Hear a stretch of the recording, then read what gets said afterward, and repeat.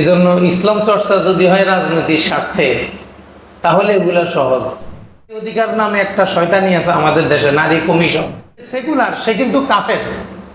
Secularism কুফরি মতবাদ। যদি মনে করে চীন ইরানের পক্ষে, এটা ভুল।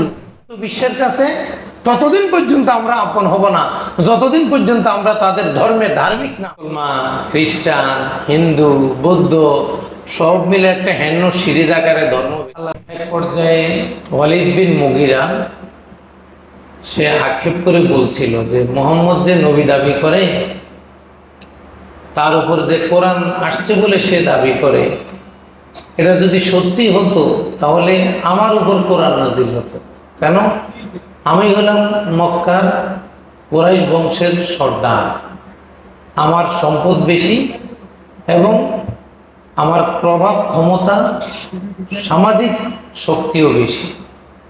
যদি কোরআনের মতো কোনো কিতাব পাওয়া, নবী হওয়া, এগুলা যদি এখন প্রয়োজন হতো, তাহলে আল্লাহ তাআলা আমাকে অথবা তায়েফের আবু মাসুদ সাকাফি, তাকে আল্লাহ তাআলা এগুলা দিতেন।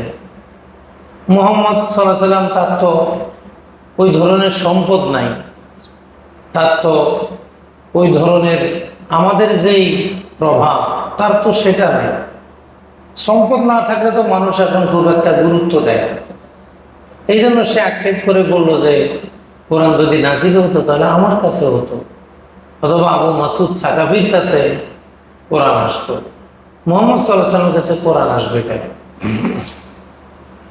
তারা এই কথা যখন বলল, তখন আল্লাহ তাআলা কোরআনে কারীমের সূরা যুখরুফের 31 এবং 32 নং আয়াত নাজিল করলেন। وقالوا لولا نزل هذا القرآن على رجل من القريتين عظيم। মক্কা এবং তায়েফের সবচেয়ে প্রভাবশালী দুই ব্যক্তির উপরে কোরআন নাজিল হলো না কেন? ওয়ালিদ বিন মুগিরার আক্ষেপের কথা আল্লাহ তাআলা এখানে বর্ণনা করলেন। আহুম ইয়াকসিমুনা রাহমাত রাব্বিক, এরা প্রভাব দিয়ে এরা কি আল্লাহর রহমতকে বন্টন করবে? নাহনু কাসামনা বাইনাহুম মাঈশাতাহুম ফিল হায়াতিদ দুনিয়া, দুনিয়াতে কে টাকা পাবে, কে কম পাবে, কে বেশি পাবে, এটা তো আমি নিজে বন্টন করি। দুনিয়ার রিজিক, টাকা, সম্পদ, এটাও তো তারা বন্টন করার ক্ষমতা রাখে না। তাহলে নবুয়ত কে পাবে? এটা তারা কিভাবে বলতে পারে যে আমি নবী হব? দুনিয়ার টাকা পয়সাই তো বন্টন করার তাদের ক্ষমতা নাই। আমি কাউকে ধনী বানাই, কাউকে গরিব বানাই, কেউ ধনী থাকে গরিব হয়ে যায়, কেউ গরিব থাকে আবার তাকে আমি ধনী বানাই দিই। এটা তো আমার হাতে। ওয়ারাফানা বা'দাহুম ফাওকা বা'দ দারাজাত, আমি একজনকে আরেকজনের উপরে প্রভাবে, শক্তিতে, জ্ঞানে বিভিন্নভাবে আমি মর্যাদা দান করি।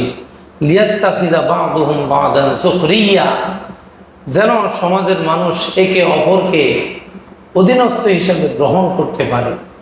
কারণ সমাজের সব মানুষ যদি ধনী হয়, অনেক সময় আমাদের একটা প্রশ্ন থাকে, আল্লাহ তারে গরিব বানাইলো কেন? অমুকে এত টাকা পয়সা দিল কেন? তো আপনার ইচ্ছে কি সবাই ধনী হয়ে যাইতো? সবাই ধনী হইলে অটো চালাইবে কে? এই ড্রেন পরিষ্কার করবে কে?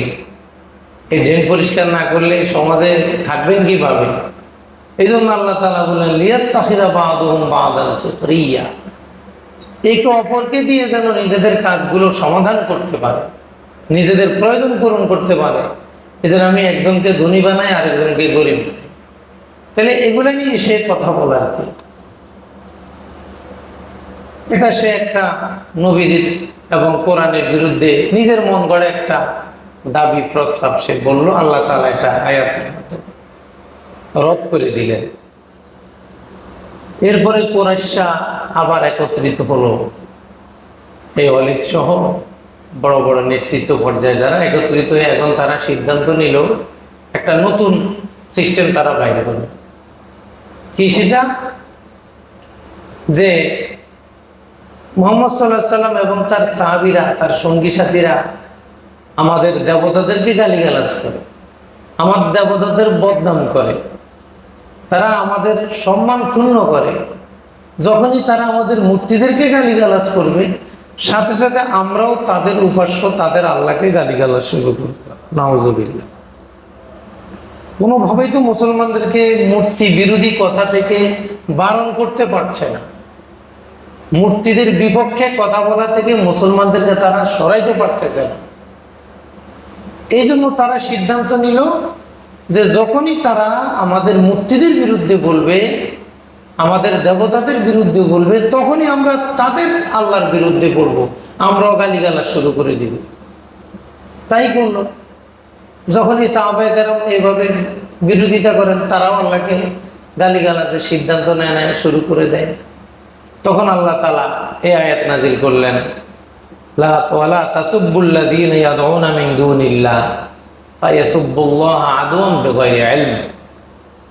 সূরা আনআমের 108 নং আয়াত। তোমরা কাফেরদের দেবতাদেরকে গালি দিও না, গালি দিও না। যদি গালি দাও তাহলে তারাও তো তোমাদের আল্লাহকে গালি দিবে। এখন এই আয়াতটা আসলে এখানে কি বুঝাইলেন আল্লাহ তাআলা? যে তুমি যদি তাদেরকে উস্কাইয়ে দাও, তুমি যদি কাফেরদেরকে উস্কাইয়ে দাও, গালি তাদেরকে গায়ে গায়ে পড়ে পায়ে পড়ে ঝগড়া যাকে বলে সেটা যদি করতে যাও, তারাও তো তোমাদেরকে এইভাবে গালিগালাজ শুরু করবে, তোমাদের আল্লাহকে গালিগালাজ করবে। কেমন জানো তোমরাই তোমাদের আল্লাহকে গালিগালাজ করছো। এই জন্য এদেরকে এইভাবে খেপানো যাবে না। তোমরা তোমাদের কথা বলো, তোমাদের কথা বলো, ওদের দেবতাদের বিরুদ্ধে এখন এইভাবে বলার প্রয়োজন নেই। আল্লাহ তাআলা মুসলমানদেরকে, নবীজিকে নসিহত করলেন। তো কাফেররা কোনোভাবেই মুসলমানদেরকে, মূর্তি বিরোধীদেরকে সরাইতে পারে না। তো আল্লাহ তাআলা মুসলমানদেরকে একটু সংযত হতে বললেন। আর এখন তো আমরা রাজনৈতিক স্বার্থে একবারে মূর্তির পাশে যায় দাঁড়ায়। কাফেররা তখন মুসলমানদেরকে টেনেও মূর্তির কাছে নেওয়া তো দূরের কথা, মূর্তির পক্ষে বলাইতে পারে না। আর এখন আমরা একবারে হিন্দুদের পূজা, ওখানে গিয়ে আমরা আবার এগুলার মানে কি অনুষ্ঠান আমাদের ইসলামের। এই জন্য ইসলাম চর্চা যদি হয় রাজনৈতিক স্বার্থে, তাহলে এগুলা সহজ। আর ইসলামের স্বার্থে যদি রাজনীতিকর হয় তাহলে এগুলা খুব কঠিন, যেটা সাহাবায়ে কেরামের জন্য কঠিন ছিল। এই জন্য সাহাবায়ে কেরাম আমাদের সর্বোত্তম আদর্শ। তারা মূর্তিদের পক্ষে ছিলেন না, বিপক্ষে ছিলেন, দেবতাদের বিপক্ষে ছিলেন। এখন তাদের এই পদক্ষেপের কারণে মুসলমানগণ একটু কি সংযত হলো। কিন্তু সমাধান কি? এটা দিয়ে কি মুসলমানদেরকে রুখা যাবে? মুসলমানদের সংখ্যা কমানো যাবে? মুসলমানদেরকে একবারে ইসলাম থেকে সরানো যাবে? এখন কি করবে? কতগুলা বৈঠক হইতেছে, কত বৈঠকের পর বৈঠক, প্ল্যানের পরে প্ল্যান, বাধার পর বাধা, জুলুমের পর জুলুম, পদক্ষেপের পর পদক্ষেপ, একটার পর একটা তারা কেবল নিতেছে, একটার পর একটা তারা নিয়ে যাচ্ছে। এরপরে একবার তারা রাসূল সাল্লাল্লাহু আলাইহি ওয়াসাল্লামের কাছে আসলেন, মক্কার নেতৃত্ব স্থানীয় ব্যক্তিবর্গ। তারা এসে বলল, মুহাম্মদ সাল্লাল্লাহু আলাইহি ওয়াসাল্লাম, আমরা আসেন আমরা আর আপনি মিলে একটা যৌথ ধর্ম গঠন করি। যৌথ ধর্ম, সমন্বয়মূলক ধর্ম। সেটা কি? আমরা আমাদের ধর্মের কিছু কাজ ছেড়ে দিব, আপনার ধর্মের কিছু কাজ আমরা করব। আর আপনার ধর্মের কিছু কাজ আপনি ছেড়ে দিবেন, আমাদের ধর্মের কিছু কাজ আপনি করবেন। দ্বীন ইলাহির মধ্যে বদমাইশ আকবর যেটা করেছিল, যে মুসলমান, খ্রিস্টান, হিন্দু, বৌদ্ধ সব মিলে একটা হেন্ন সিরিজ আকারে ধর্ম বের করা। তো মক্কার নেতৃস্থানীয় ব্যক্তিবর্গ নবীজিকে অফারটা দিল যে আমরা মিলেমিশে কিছু করি। এজন্য আল্লাহ তাআলা তাদের এই মানসিকতাকে নবীজির কাছে প্রকাশ করে দেওয়ার জন্য সূরা কালামের 9 নং আয়াতে ইরশাদ করলেন, ওয়াদ্দু লাউ তুদহিনু ফায়ুদহিনুন। তারা চায় আপনি নরম হলে তারাও নরম হবে, আপনি যদি সমন্বয় প্রস্তাবে আসেন তারাও আসবে। তারা আপনাকে এখন সমন্বয় করতে চায়, কারণ কোনোভাবে পারতেছে না, তো পিটায় পারে না, জুলুম করে পারে না। মুসলমানদেরকে কোনোভাবেই ধর্মীয় চেতনাবোধ থেকে সরানো যাচ্ছে না। এই জন্য তারা একটার পর একটা পেরেশান হয়ে পদক্ষেপ নিচ্ছে। এখন তারা আসলে একটা সমঝোতা প্রস্তাব নিজে সমন্বয় করা যায় কিনা, সমন্বিত ধর্ম, দুই ধর্ম মিলে আমাদের দেবতা, আমাদের উপাস্য আর মোহাম্মদ সাল্লাল্লাহু আলাইহি ওয়াসাল্লামের উপাস্য মিলে আমরা কিছু একটা করি, যৌথ ধর্ম। তখন রাসূল সাল্লাল্লাহু আলাইহি ওয়াসাল্লাম বললেন, তোমাদের প্রস্তাব তো শুনলাম, তো আমি আল্লাহ তাআলার নির্দেশনার অপেক্ষায় আছি, আল্লাহ তাআলা আমাকে কি বলেন। তখন আল্লাহ তাআলা সূরা কাফিরুন নাজিল করলেন, কুল ইয়া আইয়ুহাল কাফিরুন লা আ'বুদু মা তা'বুদুন। হে নবীজি, আপনি কাফেরদেরকে বলে দেন, হে কাফের সম্প্রদায়, তোমরা যার ইবাদত করো আমি তার ইবাদত করি না, আমি যার ইবাদত করি তোমরা তার ইবাদত করো না। আবারও বলেন, তোমরা যার ইবাদত করো আমি তার ইবাদত করি না, আমি যার ইবাদত করি তোমরা তার ইবাদত করো না। দুইবার বলে আল্লাহ তাআলা বিষয়টার তাকিদ, গুরুত্ব তাদের সামনে স্পষ্ট করে দিলেন। শেষে আল্লাহ তাআলা বললেন, লাকুম দীনুকুম ওয়ালিয়া দীন। শুনো, তোমরা যতই মিলানোর চেষ্টা করো, সমন্বয় যৌথ পরিচালনার চেষ্টা করো, আসলে এটা কখনোই হবে না। বরং লাকুম দীনুকুম ওয়ালিয়া দীন, তোমাদের ধর্ম কর্মফল তোমাদের, আমার ধর্ম কর্মফল আমাদের। আমাদের ধর্ম তোমাদের ধর্ম আলাদা, আমাদের কর্মফল তোমাদের কর্মফল আলাদা। সূরা কাফিরুন নাজিল করে আল্লাহ তাআলা বিজাতিদের সাথে সমন্বয়মূলক কোনো ধর্ম চর্চা থেকে মুসলমানদেরকে চিরজীবনের জন্য সতর্ক করে দিলেন। এই জন্য কাফের মুশরিকদের সাথে মিলে আমাদের ধর্ম চর্চা এটা হবে না। এটা পৃথিবীতে কখনো হয় নাই, কিয়ামতের আগে কখনো হবে না। বরং তারা চায় লান তারদাল আনকাল ইয়াহুদ ওয়ালান নাসারা হাত্তা তাত্তাবিয়া মিল্লাতাহুম। আপনি যতক্ষণ পর্যন্ত পূর্ণরূপে খ্রিস্টান না হবেন, ইহুদি না হবেন, কাফের না হবেন, ততক্ষণ পর্যন্ত কাফেররা আপনার উপরে কখনো তুষ্ট হবে না, খুশি হবে না।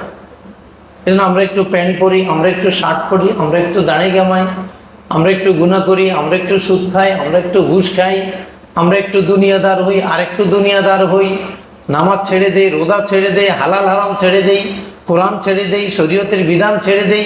যতই ছাড়ি না কেন, যতই ভাব ধরি না কেন, উন্নত বিশ্বের আপন আমরা হতে পারবো না। উন্নত বিশ্বের কাছে ততদিন পর্যন্ত আমরা আপন হব না, যতদিন পর্যন্ত আমরা তাদের ধর্মে ধার্মিক না হব। এটা কোরআনের ঘোষণা। অথবা আমরা ব্যবসা ধরে কোনো লাভ নাই। হ্যাঁ, নিজেদেরকে বাঁচানোর জন্য যতটুকু বিরত থাকা যায়, যতটুকু তাদের সাথে মিলে না চললে নাই হয়, ততটুকু আমরা চলতে পারি অস্তিত্ব টেকানোর স্বার্থে। কিন্তু আমার মনে এটা শিউর ধারণা রাখতে হবে, আমার এই বেশভূষা, সাময়িক আচরণ দিয়ে বিধর্মী আমেরিকা, রাশিয়া, চীন, জাপান, ফ্রান্স, ইউরোপিয়ান গ্রুপ এরা কখনো আমাদের আপন হবে না। আমাদের আওয়ামী লীগের মুসলমানরা যখন বিএনপির মুসলমানদেরকে মারবে তখন তারা বিচার করতে আসবে। বিএনপির মুসলমানেরা যখন আওয়ামী লীগের মুসলমানকে মারবে তখন তারা বিচার করতে আসবে। মুসলমান মুসলমানে মারলে বিচার করতে আসে, আর তারা যখন মুসলমান মারে তখন তারা বিচারের কথা আর কোনো আলোচনায় আনে না। এই জন্য ওই কে ইউরোপিয়ান গ্রুপ কার বিপক্ষে, আমেরিকা কার পক্ষে, ভারত কার পক্ষে, এগুলা থেকে আমাদের তৃপ্ত হওয়ার কোনো সুযোগ নেই।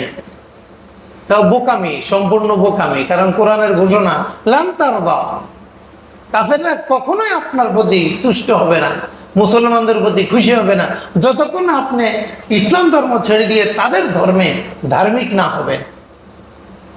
এই জন্য আমাদের কোনো রাজনীতিবিদ, কোনো রাজনৈতিক অভিভাবক যদি মনে করেন আমার সাথে আমেরিকা আছে, আমার সাথে ভারত আছে, আমার সাথে চীন আছে, আমার সাথে রাশিয়া আছে, না। সাদ্দাম হোসেনের সাথে রাশিয়া ছিল না? শেষে কি করছে? যখন ফাঁসি হয়েছে রাশিয়া কি করছে? ওরা মুসলমানদের সাথে থাকবে ওদের স্বার্থে, মুসলমানদের স্বার্থে না। এখন ইরানের পক্ষে চীন যতই সমর্থন দেয়, চীন কি ভদ্র মানুষ নাকি? উইঘুরে মুসলমানদেরকে মারে কারা? ওই নির্যাতনের ভিডিও তো নাই, রেকর্ডই নাই, কোনো তথ্য নাই, কোনো সাংবাদিক এগুলা প্রকাশও করতে পারে না। কি যে নির্মমভাবে মুসলমানদেরকে মারতেছে। এখন উনি ইরানকে সহযোগিতা করতেছে। তাই কেউ যদি মনে করে চীন ইরানের পক্ষে, এটা ভুল। কারণ আমেরিকা যদি ইরানকে দখল করে তো চীনের বর্ডারে চলে আসবে, চীনের কাছে চলে আসবে। চীন আত্মরক্ষার জন্য এখন ইরানকে সহযোগিতা করে ওখান থেকে আমেরিকা সরায়। এটা ইরানকে ভালোবেসে না, নিজেকে রক্ষা করার জন্য। কিন্তু আমরা মুসলমানরা বোকা, আমরা বুঝি না, আমরা বুঝি না। এই জন্য কাফের মুশরিক কখনো কি আমাদের আপন হবে না। কেউ যদি আপন মনে করে তাহলে সেই নির্ভেজাল ফেরেশ বোকা, একবারে জ্ঞানহীন, তার কোনো বুদ্ধি নেই। হ্যাঁ, অস্তিত্ব টেকানোর জন্য কিছু বাহ্যিকভাবে চুপ থাকা, কিছু মিল দেখানো, নিজের ইমান বিশ্বাস ঠিক রেখে, সেটা ভিন্ন বিষয়। কিন্তু মন থেকে বিশ্বাস করাটা নিশ্চিত বোকামি এবং কুফরি। আল্লাহ তাআলা নিষেধ করেছেন যে তোমরা কাফের মুশরিকদেরকে কখনো বেতানা, তোমরা তোমাদের একান্ত বন্ধুরূপে গ্রহণ করবা না। এখন আমরা তো আমেরিকার রাষ্ট্রদূতের সাথে যত বেশি সম্পর্ক রাখতে পারি, মনে করতেছি বোধ হয় এ আমার পক্ষে। নির্বাচনের আগে কতজনের মোয়া দেখাইছিল না তারা, আরে তোমরা তো ক্ষমতায় আসবে, চালাও প্রচার চালাও। পরে সকালবেলা উঠে দেখে হায় হায় অবস্থা খারাপ, কি ওয়াদা দিল আমেরিকা আমাদেরকে। এখন দেখি ভোট পাইছি আমরা, কিন্তু সিট পাই নাই। ভোট পাইছি, কি পাই নাই? সিট পাই নাই। আল্লাহ তাআলা কোরআনে বলে দিয়েছেন আল্লাহ তাআলা এইসব ফার্ম মারা দিয়ে কোনো কাজ হবে না। তুমি ধোকা খাইলা কেন? খুব পাওয়ার দেখা বলে বেড়ায় না, কি বলো নির্বাচন এবার আমেরিকা আমাদের পক্ষে। বোকা মানে আপকা, মানে ঈশ্বর তাফজিল থেকে চরম বোকা।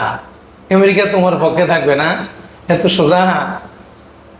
ওরা কখনোই মুসলমানদের পক্ষে না, কাফের কখনো কি মুসলমানদের পক্ষে না। হ্যাঁ, রাষ্ট্র চালানোর জন্য আমরা সবার সাথে সুসম্পর্ক রাখবো, কিন্তু আমার বিশ্বাস রাখতে হবে ওরা আমার আপন না। যখনই পাবে তখনই আমাকে ধ্বংসন করবে। পৃথিবীর কোথাও তো মুসলমানদেরকে তারা দাঁড়াইতে দেয় না, তো তোমাকে দাঁড়াইতে দিবি কি হিসাবে? তারা আমাদের সরকার যারাই আসে তাদের কিন্তু মাথায় মোছা টোছা দিয়ে নিজে কিছু স্বার্থ নিয়ে নেয়। চীন নেয় চীনের স্বার্থ, ভারত নেয় ভারতের স্বার্থ, আমেরিকা নেয় যাকে দিয়ে যা পারে আমেরিকার স্বার্থ নিয়ে নেয়। এই জন্য আমরা যেন তাদের সাথে সম্পর্কে তৃপ্তির ঢেকুর না তুলি, এটা আমাদের বোকামি হবে। তাহলে তোমাদের ধর্ম এবং কর্মফল আলাদা, আমার ধর্ম কর্মফল আলাদা, এজন্য সমন্বয় হয় না। কখনো ইসলাম এবং কুফরের মাঝে সমন্বয় করা যায় না, সমন্বয় করলে ইমান থাকবে না। এই জন্য সেকুলার, যে সেকুলার সে কিন্তু কাফের।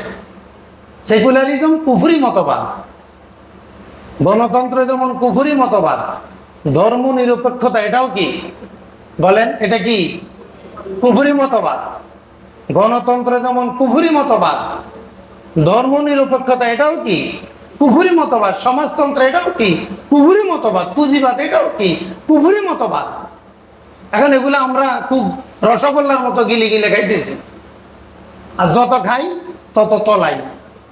আর মনে করতেছি আমি তো খুব আপডেট। মুসলমানের ছেলে গুনাহ করে নিজেকে আপডেট মনে করে, হ্যাঁ আমি এখন আপডেট।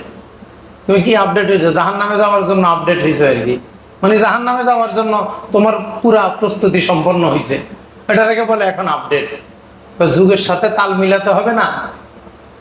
যারা বোকা বলদ তারা যুগের সাথে তাল মিলায়, জমানার সাথে বদলে যারা তারা বড় অসহায়, তাহারাই মহামানব যাহারা জমানারে বদলায়। আমরা তো যুগের সাথে তাল মিলাই না, ইসলাম যুগের সাথে তাল মিলায় না, যুগকে ইসলামের সাথে মিলায় না। এই জন্য আপডেট হওয়া ফ্যাশন। এই যে এখন বাজারে যে ফ্যাশন বের হয়, আমাদের বাংলাদেশের উন্নত এলাকায়, ঢাকা শহরের উন্নত এলাকায় ফ্যাশন কি ফ্যাশন? মেয়েরা ছেলেদের মতো গেঞ্জি পরবে, মেয়েরা ছেলেদের মতো প্যান্ট পরবে, ছেলেরা একটু বড় মেয়েদের মতো চুল লাগবে। তো নবীজি লানত করেছেন ওই সকল নারী পুরুষের উপরে লানত, কিয়ামত পর্যন্ত আল্লাহর লানত। যে সকল নারী পুরুষের বেশ ধরে, যে সকল পুরুষ নারীদের বেশ ধরে, নবীজি লানত করছেন। তো নবীর লানত পায়, নবীজির পক্ষ থেকে উম্মত লানত পাইতেছে, আর নিজেকে খুব আপডেট মনে করতেছে। আমাদের দেমাগ কিভাবে তারা নষ্ট করে দিছে দেখেন। এখন আমরা এত ওয়াজ করি, মুসলমানদেরকে গুনাহ থেকে সরাইতে পারি না। মুসলমান একটা বিয়ে করবে, বিয়ে করবে, এখন করবে কি, সারা রাত ডেক সেট বাজাও, গান বাজাও, এটা হলো মুসলমানের বিয়ের নমুনা। তো হিন্দুরা বিয়ের সময় কি করে? তুমি বিয়ের সময় যা করে হিন্দুরাও তা করে, তো তুমি মুসলমানের কি প্রকাশ করলা? ওই যে আমাদের দেমাগ নষ্ট করে দিছে, দেমাগ নষ্ট করে দিছে তারা। এই জন্য সাবধান, বিজাতীয় অনুসরণ হারাম। বিজাতীয় অনুসরণ কি হারাম, এটা করা যাবে না, এটা কখনোই করা যাবে না। আমরা আমাদের স্বকীয়তাকে রক্ষা করব আমাদের ধর্মের গণ্ডির ভিতরে থেকে। আরেক বর্ণনায় আসছে, কাফেররা একবার নবীজিকে প্রস্তাব দিল যে মুহাম্মদ সাল্লাল্লাহু আলাইহি সাল্লাম, আসেন আমরা একটা সমন্বয় ধর্ম করি। কিভাবে? এক বছর আপনি আমাদের মূর্তিদের পূজা করবেন, আর এক বছর আমরা আপনার আল্লাহর ইবাদত করব। শয়তানি কারে কয়? জুলুমে যখন পারে না তখন আপোষে আসে, আপোষে আসে। আমাদের দেশের সরকারকে তারা বিভিন্ন সময় বিভিন্ন লোভ দিয়ে এক একটা আইন পাশ করায় দেয়, বিভিন্ন আইন, গুনাহের আইন পাশ করায় দেয়, যে তুমি 5 বছরে থাকবা, এই 3টা কাজ করবা, এই 3টা আইন আস্তে আস্তে গোপনে গোপনে পাশ করায় দিবা। নারী অধিকার নামে একটা শয়তানি আছে আমাদের দেশে, নারী কমিশন, মানে ইসলামের কমিশন দিতে দিতে বিজাতীয় কমিশন গ্রহণ করবে, এটার নাম হলো নারী কমিশন, নারী অধিকার। এদের কাজই হলো ওদের পাশ্চাত্য সভ্যতাকে আমাদের দেশে আমদানি করা। এগুলার কয়টা স্বামী আছে খবর নিচে দেখছেন? যে কয়টা নারী অধিকারের কাজ করে, এদের কোনো পারিবারিক পরিচয় আছে কিনা, এদের পারিবারিক জীবনে কোনো শান্তি শৃঙ্খলা আছে কিনা? আরে তুমি নারী নিজেরই তো অধিকার দিতে পারো না, তুমি আবার অন্য নারীর অধিকার নিয়ে কথা বলো কোন সাহসে? এটা তো লজ্জার বিষয়। আমার নাম কিন্তু মুসলমান মার্কা। আমাদের দেমাগ তারা নষ্ট করে দিছে। এই আক্রমণগুলো সাহাবায়ে-কেরাম নবীজির উপর তারা চালাইছিল, কিন্তু সফল হইতে পারে নাই। ওই আক্রমণগুলো এখন আমাদের উপর চালাই দিছে, তারা সফল হয়ে গেছে। পার্থক্য এখানে, আমরা আমাদের ধর্মীয় স্বকীয়তা থেকে বেরিয়ে কাফেরদের ধর্মীয় স্বকীয়তায় তারা চলে গেছি। যখন তারা বাৎসরিক প্রস্তাব দিল, তখন আল্লাহ রাব্বুল আলামিন কোরআনে কারীমের সূরা জুমারের 64 নং থেকে 66 নং আয়াত নাজিল করে বলে দিলেন, কুল আফাগাইরাল্লাহি তা'মুরুনি আ'বুদু আইয়ুহাল জাহিলুন। এই ব্যাককলের দল জাহিলুন, এই ব্যাককলের দল অজ্ঞরা, তোমরা কি চাও আমি আল্লাহকে বাদ দিয়ে আরেকজনের ইবাদত করব? এটা কি তোমরা চাইতেছো নাকি? এটা কি সম্ভব নাকি? স্পষ্ট ভাষায় আল্লাহ তাআলা তাদের এটা নাকচ করে দিলেন। এখন জুলুম চললো, অত্যাচার চললো, অনেক কিছু চললো, কিন্তু কোনোভাবেই নবী এবং সাহাবীদেরকে তারা সরাতে পারলো না। তাহলে এখন কি করা যায়? নবীজির দাওয়াত দিয়েই চলছেন, সাহাবায়ে-কেরাম তাদের দাওয়াত দিয়েই চলছেন, নবীজির উপর অবতীর্ণ কোরআনকে মানুষের দ্বারে দ্বারে বিভিন্ন শহরে আরবের আশেপাশে সব জায়গায় পৌঁছাই চলছেন তো চলছেন। কোনো ধরনের কিছুই তাদেরকে কোনো গণ্ডির মধ্যে, এরিয়ার মধ্যে আটকাতে পারছে না। এখন তারা কি করবে? তখন উতবা বিন রবিয়া, মুগিরা, ওয়ালিদ বিন মুগিরা, আবু জাহেল, আবু সুফিয়ান সহ মক্কার যত বড় বড় নেতা আছে, আবার বড় একটা সংসদ বসলো। এখন কি করবা? কোনো কিছুতে তো কাজ হয় না। এখন আমাদের করণীয় কি? আমরা কি আমাদের ধর্ম ছেড়ে দিব? মুহাম্মদকে উন্মুক্ত করে দিব? এখন আমাদের করণীয় কি? সবাই বড় বড় কবি, সাহিত্যিক, শিল্পপতি, তাদের যত প্রতিভা ছিল, প্রতিভাবান সবাই একত্রে বসলো। বসার পরে বললো, এই শোনো, এইভাবে মুহাম্মদকে চলতে দেওয়া যাবে না, আজকে তাকে ডাকো। আমরা যে কাবা তাওয়াফ করি, এই মাতাবের পাশেই তাদের বৈঠকখানা, এখানে তারা বসতো। এখানে বললো এইভাবে চলতে দেওয়া যাবে না, আজকে ফাইনাল কিছু করে ফেলতে হবে, তাকে ডাকো। তো সবাই একসাথে হলো, একজনকে পাঠালে, তুমি যাও মুহাম্মদ সাল্লাল্লাহু আলাইহি ওয়াসাল্লামকে ডেকে নিয়ে আসো। কোনো কিছুই তো পারি না, আজকের পরে তাকে আর কোনো সুযোগ দেওয়া যাবে না। নবীজির কাছে যখন ওই লোকটা গিয়ে বললো যে মক্কার সকল নেতৃবৃন্দ একত্রে বসছেন, আপনার সাথে কথা বলবে। তো রাসূল সাল্লাল্লাহু আলাইহি সাল্লাম তো উম্মতের দরদি, তিনি মনে করছেন হায় রে, এই লোকগুলার অন্তরে বোধহয় ইসলামের প্রতি আগ্রহ আসছে, সবাই মিলে বসছে, আমি এখন দাওয়াত দিলে এরা সবাই বোধহয় মুসলমান হয়ে যাবে। কারণ যার মনে যেটা সে সেটাই কল্পনা করবে। নবীর মনে সবসময় দাওয়াত, উম্মত উম্মত, মনে করছেন এরা সবাই ভালো হয়ে যাবে, মুসলমান হয়ে যাবে। এই জন্য নবীজি খুব আশা নিয়ে খুব দ্রুত চলে আসছেন তাদের বৈঠকে। আসার পরে এবার তারা নবীজিকে বলছেন, ইয়া মুহাম্মদ ইন্না কাদ বাআসনা ইলাইকা লিনুকাল্লিমাকা, আমরা এখানে বসে আপনার কাছে লোক পাঠিয়েছি আপনার সাথে ফাইনাল কিছু কথাবার্তা বলার জন্য। ওয়া ইন্না ওয়াল্লাহি মা না'লামু রাজুলান মিনাল আরব আদখালা আলা কওমিহি মিথলা মা আদখালতা আলা কওমিক, আল্লাহর কসম আমরা আপনার মতো অন্য কোনো যুবককে জানি না যে আরবের মধ্যে নতুন কিছু প্রবেশ করিয়েছে। আপনি যেই নতুন কথা বলেন এমন নতুন কিছু নিয়ে আসছে বলে আমরা কোনো মানুষ সম্পর্কে জানি না, আপনার বিষয়টা সম্পূর্ণ নতুন। লাগাত শাতামতাল আবা, আপনি আমাদের পূর্বপুরুষদেরকে গালিগালাজ করেন, ওয়াইত্তাদ্দিনা, আমাদের ধর্মকে গালমন্দ করেন, নিন্দা করেন, ও শাতামতাল আলিহাতা, আমাদের উপাস্যদেরকে আপনি মন্দ বলেন, গালিগালাজ করেন, অসাফাহতা আহলামা, আপনি আমাদের বুদ্ধিমানদেরকে বোকা বলে আখ্যায়িত করেন, অফাররাক্তাল জামা, আপনি আমাদের ঐক্যকে ভেঙে টুকরা টুকরা করে দিয়েছেন। ফামা বাকিয়া আমরুন কবিহুন ইল্লা ক্বাদ জিতাহু ফীমা বাইনানা ওয়া বাইনাক, আপনি আমাদের মাঝে এমন নিকৃষ্ট, এমন কোনো নিকৃষ্ট বিষয় নেই যেটা নিয়ে আপনি আসেন নাই। আপনার এটা দিয়ে আমাদের পরিবার, সমাজ, রাষ্ট্র সব ভেঙে চূর্ণ বিচূর্ণ হয়ে যাচ্ছে, আমাদের ঐক্য ফাটল ধরে গেছে, আমাদের এখন ভাইয়ে ভাইয়ে বিরোধ চলছে, পুরা অশান্তি আপনি শুরু করে দিয়েছেন এই মক্কার মাঝে। ফাইন কুনতা ইন্নামা জিতা বিহাযাল হাদিস তাতলুবু বিহি মালান জামানা লাকা মিন আমওয়ালিনা হাত্তা তাকুনা আকতারানা মালা, আপনি যে ধর্ম নিয়ে আসছেন, যে নতুন কথা বলছেন, এটার যদি উদ্দেশ্য থাকে আপনি সম্পদের মালিক হবেন, তাহলে বলেন আমরা আপনার জন্য এই পরিমাণ সম্পদ জমা করি যার মাধ্যমে আপনি আমাদের মধ্যে সবচেয়ে বড় শিল্পপতি হবেন। বলেন আপনি কি টাকা চান? তাহলে এই পরিমাণ সম্পদ আমরা জমা করব, আপনার মতো সম্পদশালী এই সমাজে আর কেউ হবে না, আপনি হবেন সবচেয়ে বড় শিল্পপতি। ওয়াইন কুনতা ইন্নামা তাতলুবু বিহি শারাফা ফিনা, আপনি যদি ধর্মের প্রচারের মাধ্যমে আমাদের কাছে মর্যাদা চান, সবচেয়ে মর্যাদাবান ব্যক্তি হতে চান, ফানাহনু নুসাউইদুকা আলাইনা, আপনি বলেন আমরা আপনাকে আমাদের নেতৃত্বের শ্রেষ্ঠ আসনে বসায় দেব, আপনার চেয়ে মর্যাদাবান এই সমাজে আর কেউ হবে না। ওয়াইন কুনতা তুরিদু বিহি মুলকান মাল্লাকনাকা আলাইনা, আপনি যদি এটা দ্বারা, এই ধর্ম দ্বারা, নতুন কথা দ্বারা কোনো বাদশাহী চান, আপনি বাদশাহ হতে চান, তাহলে বলেন মাল্লাকনাকা আলাইনা, আমরা আপনাকে আমাদের বাদশাহ হিসাবে গ্রহণ করব।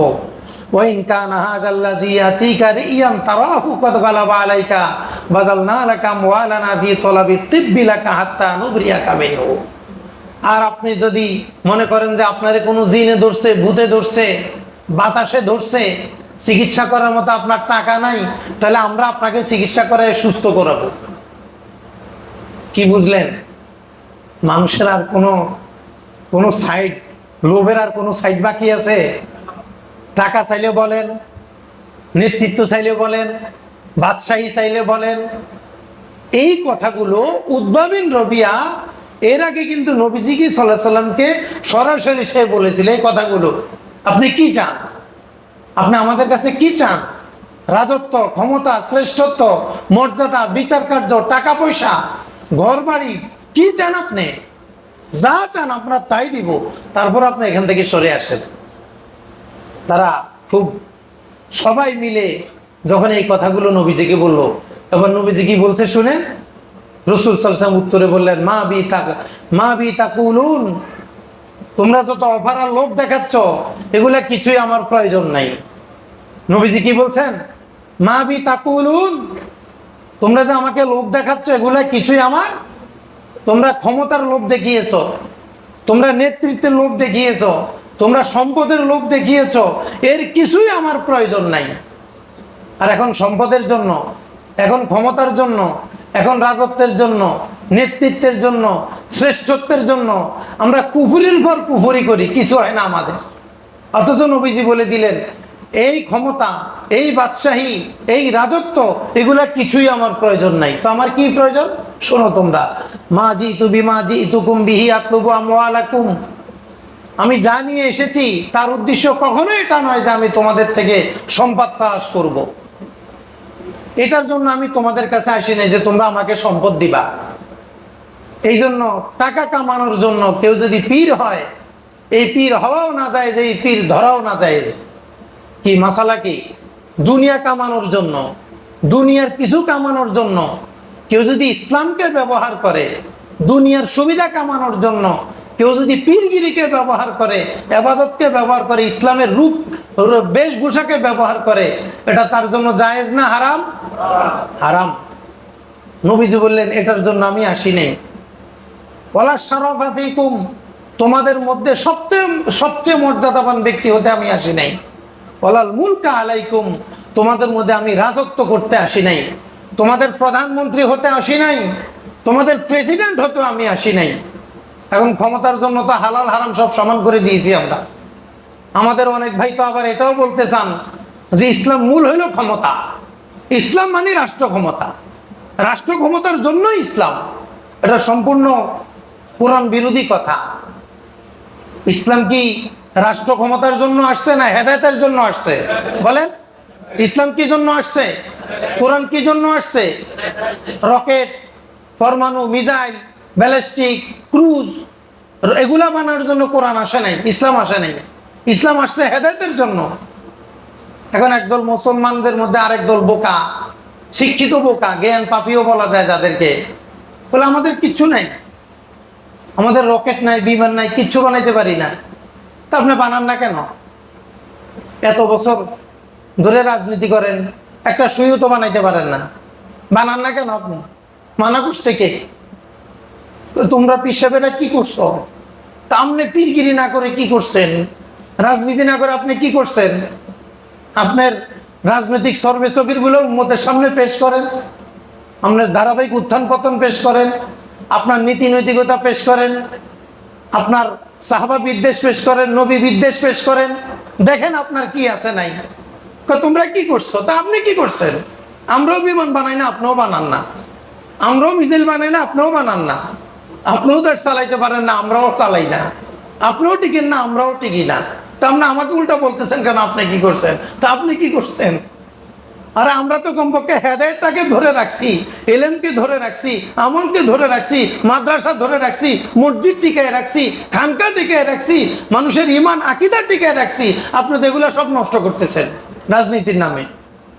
এই জন্য নবীজি স্পষ্ট করে দিয়েছেন, শোনো, তোমাদের প্রেসিডেন্ট হতে আমি আসি নাই, নির্বাচিত প্রতিনিধি হতে আমি আসি নাই। আমি কি জন্য আসছি তোমাদের কাছে?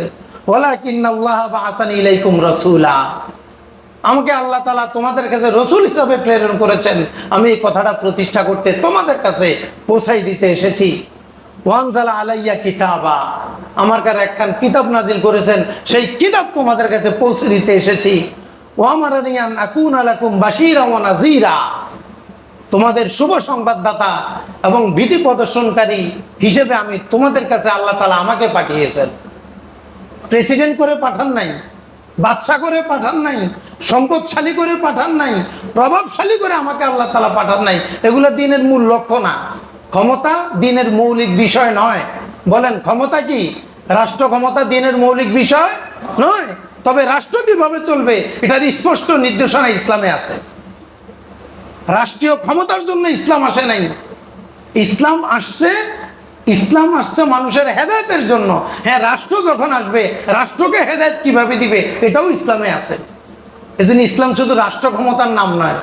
যদি ইসলাম রাষ্ট্র ক্ষমতার নাম হয়, ইসলাম যদি প্রেসিডেন্ট হওয়ার নাম হয়, ইসলাম যদি প্রধানমন্ত্রী হওয়ার নাম হয়, 1,24,000 নবী রাসূলের মধ্যে মাত্র 4-5 জন রাষ্ট্র ক্ষমতা পাইছেন।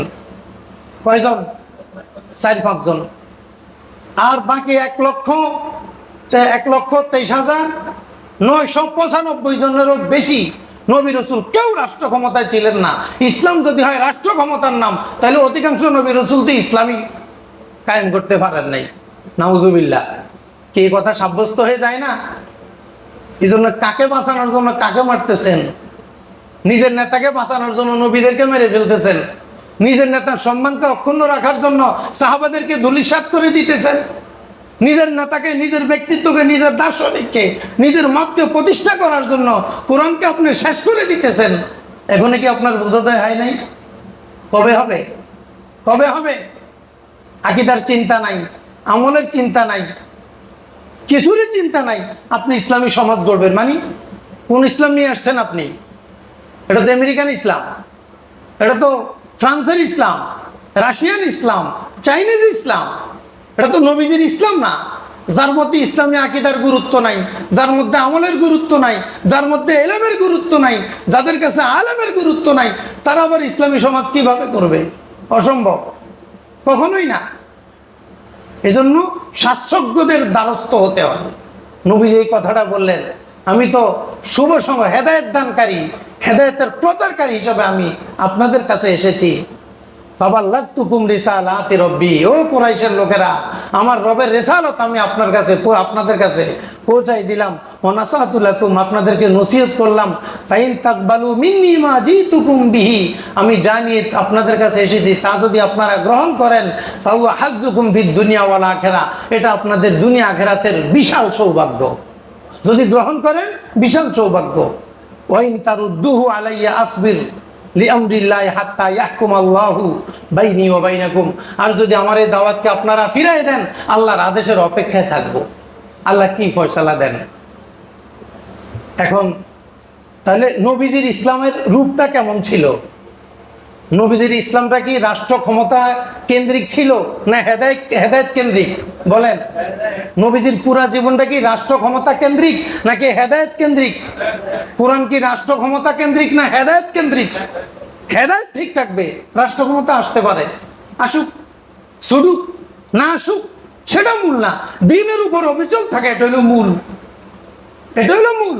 আমি কোরআন, সুন্নাহ, ফরজ, ওয়াজিব, সুন্নত, মুস্তাহাব, মুস্তাহসান, দ্বীনের সৌন্দর্য, এগুলোর উপর আমি ইস্তেকামতের সাথে আছি কিনা, এটা হলো মূল। আমি কমিশনার হলাম কিনা, এমপি হলাম কিনা, মন্ত্রী হলাম কিনা, প্রেসিডেন্ট হলাম কিনা, প্রাইম মিনিস্টার হলাম কিনা, এটার মধ্যে ইসলামের মৌলিক কোনো সফলতা নাই। মৌলিক কোনো সফলতার সম্পর্ক এই সকল পদ পদবীর সাথে নাই, যেটা নবীজি কুরাইশদেরকে আজ থেকে ১৫০০ বছর আগে স্পষ্ট ভাষায় জানিয়ে দিয়েছেন যে প্রেসিডেন্ট হওয়ার জন্য আমি তোমাদের কাছে আসিনি। কোরআনের যে দাওয়াত, এটা হেদায়েত, এটা পৌঁছায় দেওয়ার জন্য আমি তোমাদের কাছে আসছি। এখন কোরআনের হেদায়েত লাগে না, এখন ক্ষমতা হইল মূল। ক্ষমতাকে ঠিক রাখার জন্য যা যা বলা লাগে, যা যা করা লাগে সব করো। আউলিয়া কেরাম বলেন এটা ইসলাম না। ইসলামকে ঠিক রাখার জন্য যা যা করা লাগে সব করো। ইসলামকে ঠিক রাখার জন্য যদি ক্ষমতা ধরা লাগে ধরো, ইসলামকে ঠিক রাখার জন্য যদি ক্ষমতা ছাড়া লাগে ছাড়ো, ইসলামকে ঠিক রাখার জন্য যদি নির্বাচন করা লাগে করো, ইসলামকে ঠিক রাখার জন্য যদি গণতন্ত্র নির্বাচন ছাড়া লাগে ছাড়ো। এটা হলো ইসলাম। এখন আমাদের কাছে হয়ে গেছে ক্ষমতা আসল। বলেন, কোরআনের কাছে কি ক্ষমতা আসল না হেদায়েত আসল? কোরআন সুন্নাহর উপর অটল থাকা এটা আসল, ক্ষমতা কখনো আসল না। কোন দার্শনিক ইহুদি সাহিত্য পড়ে, খ্রিস্টানদের ইংরেজি মাধ্যমে দ্বীনের বিভিন্ন তাফসির হাদিসের সরাসরি পড়ার কারণে তাদের মধ্যে ক্ষমতা গালেব হয়ে হেদায়েত মাগলুব হয়ে গেছে, হেদায়েত পরাজিত, ক্ষমতা বিজয়ী হয়ে গেছে তাদের কাছে। এই জন্য এখন তারা আমাদের যুবকদেরকে বুঝাইতে চায় ক্ষমতা হইল মূল। বলেন, ইসলামী কি ক্ষমতা মূল না হেদায়েত মূল? তাহলে আমরা কি আগে ক্ষমতা ঠিক রাখবো না হেদায়েত ঠিক রাখবো? তাহলে হেদায়েত ঠিক রেখে, কোরআন সুন্নাহর আমল ঠিক রেখে, ইসলামী আকীদা আমল ঠিক রেখে যদি সম্ভব হয় সামনে আগাবো। আর সামনে আগাইলে যদি দেখি আমার হেদায়েত ছুটে যায়, কোরআন ছুটে যায়, সুন্নাহ ছুটে যায়, আমল ছুটে যায়, আকীদা ছুটে যায়, ওই পথে আমরা আর আগাবো। এটাই নবীজি আমাদেরকে শিখাইছেন। ও মক্কার কুরাইশরা, এগুলোর জন্য আমি তোমাদের কাছে আসি নাই, আমি আসছি হেদায়েতের দাওয়াত নিয়ে তোমাদের কাছে আসছি। এই জন্য বলি নবীজির জীবনীটা পড়েন, পড়ার পরে দেখবেন ইসলামটা আসলে কেমন, কেমন ইসলামের সৌন্দর্যটা কেমন। মক্কার সব বড় বড় নেতৃবৃন্দ এক জায়গায়, নবীজি তাদের সামনে, তারা এতক্ষণ ওয়াজ নসিহত করলো, এরপরে নবীজি তাদেরকে সংক্ষিপ্তভাবে সাদামাটা ভাষায় উত্তরগুলো দিয়ে দিলেন। এরপরে তাদের সাথে আরো কিছু ডায়লগ হলো, আরো কিছু কথা হলো, আমরা ইনশাল্লাহ আগামী জুমায় বলবো।